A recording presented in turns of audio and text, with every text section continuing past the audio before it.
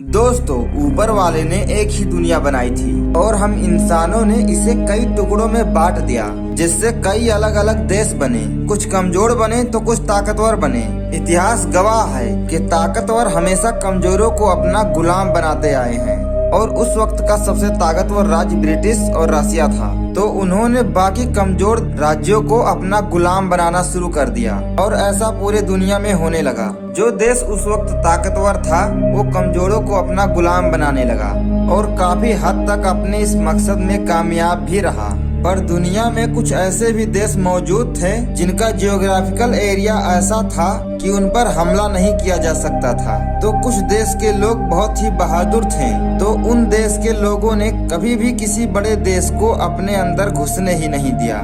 दुनिया में लगभग 22 ऐसे देश हैं जिन पर कभी किसी यूरोपियन कंट्री ने हुकूमत नहीं किया।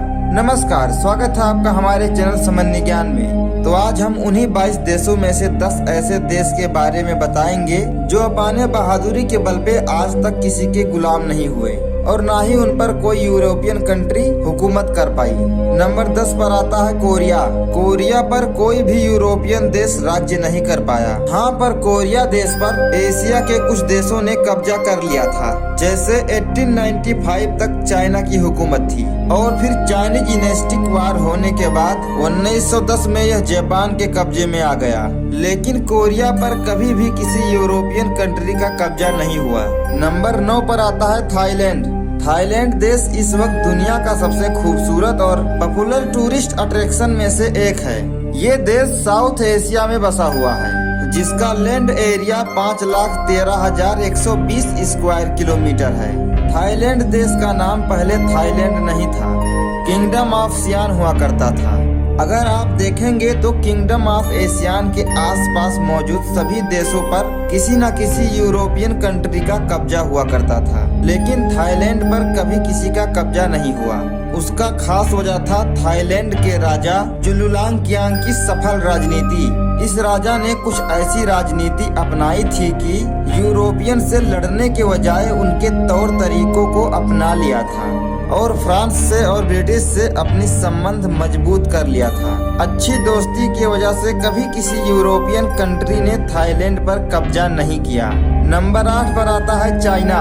इस वक्त चाइना दुनिया के सबसे ताकतवर देशों में से एक है और जब यूरोपियन देश दूसरे देशों पर अपना कब्जा कर रहे थे तब भी चाइना बहुत ताकतवर था। चाइना की बराबरी उस वक्त ओटोमन साम्राज्य से किया जाता था। उसकी वजह थी चाइना की बहुत बड़ी आर्मी। इतनी बड़ी आर्मी की वजह से यूरोपियन देश चाइना से घबराते थे। पर ऐसा भी नहीं है कि यूरोपियन कंट्री ने चाइना पर हमला नहीं किया। चाइना के कुछ भूभाग पे यूरोपियन कंट्री का कुछ समय तक कब्जा रहा, पर पूरे चाइना पे आज तक किसी ने कब्जा नहीं किया। नंबर 7 पर आता है सऊदी अरेबिया। सऊदी अरेबिया भी एक ऐसा देश है जिस पर ब्रिटिश कब्जा कभी नहीं कर पाए। ये देश साउथ वेस्ट एशिया में बसा हुआ है। इसका लैंड एरिया करीब 21,50,000 स्क्वायर किलोमीटर तक है। सऊदी अरेबिया पर 16वीं शताब्दी से ओटोमन एम्पायर का हुकूमत थी, जो अपने वक्त का सबसे ताकतवर एम्पायर था। यही वजह था कि यूरोप के किसी भी देश ने सऊदी अरेबिया पर अपना हुकूमत नहीं कर पाया।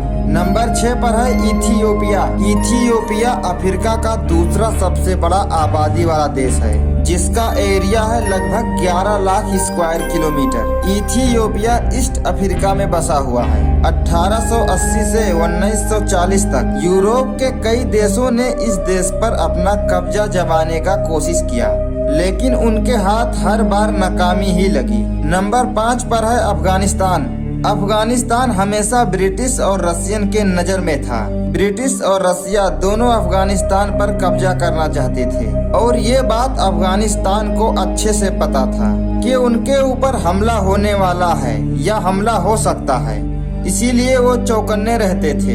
एक बार ब्रिटिश ने अफगानिस्तान पर हमला किया और खुद ही हार गया, लेकिन आदत से मजबूर ब्रिटिश ने अफगानिस्तान पर फिर हमला किया और आधे से ज्यादा अफगानिस्तान पर कब्जा कर लिया, पर पूरे अफगानिस्तान पर कभी कब्जा नहीं कर सका और अंत में उसे छोड़ के जाना ही पड़ा।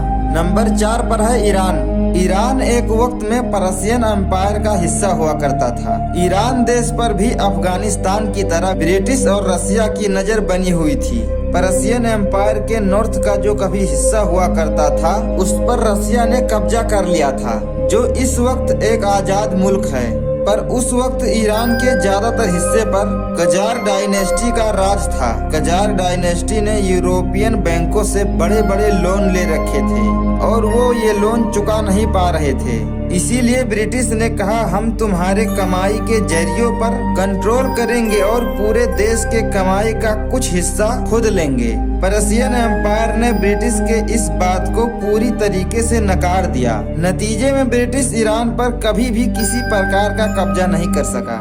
नंबर 3 पर है भूटान। भूटान साउथ एशिया में बसा हुआ है और भारत का पड़ोसी भी है। भूटान हिमालय में बसा हुआ एक खूबसूरत देश है। हिमालय में बसने के कारण भूटान पे न कभी ब्रिटिश और न कभी चाइना कब्जा कर पाया। 1772 से 1774 तक ब्रिटिश आर्मी ने बहुत कोशिश किया कि वो भूटान पर अपना कब्जा कर सके, लेकिन हर बार नाकामी मिली। नंबर 2 पर है जापान। जापान इस वक्त सबसे टॉप एडवांस टेक्नोलॉजी वाला देश है।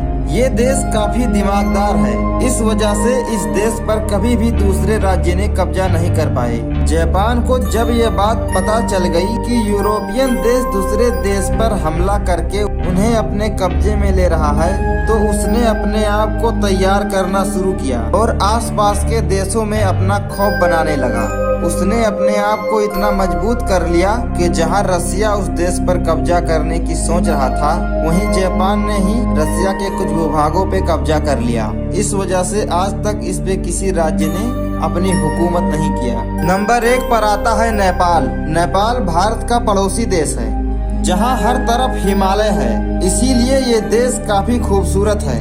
ब्रिटिश की नेपाल पर हमेशा से नजर थी, पर ब्रिटिश कभी नेपाल पर कब्जा नहीं कर सका। 1814 से 1816 के बीच एंग्लो नेपलिस वार हुआ ब्रिटिश और नेपाल के बीच। नेपाल आर्मी के कंपेयर में ब्रिटिश आर्मी बहुत ही बड़ी थी, शायद इसीलिए ब्रिटिश ने नेपाल के कुछ हिस्सों पर अपना कब्जा कर लिया। तब काम आई नेपाल की ज्योग्राफी। फिर नेपाल ने अपने खास औजार खुखरी के दम पर ब्रिटिश से वो भूमि भी छीन लिया जिस पर अंग्रेजों ने कब्जा कर लिया था। एंग्लो नेपलिस वार में गोरखा आर्मी ने जिस बहादुरी से लड़ाई किया और अपने देश को बचाया, ये देखकर ब्रिटिश काफी प्रभावित हुए और उन्होंने अपने आर्मी में उन्हें शामिल भी कर लिया।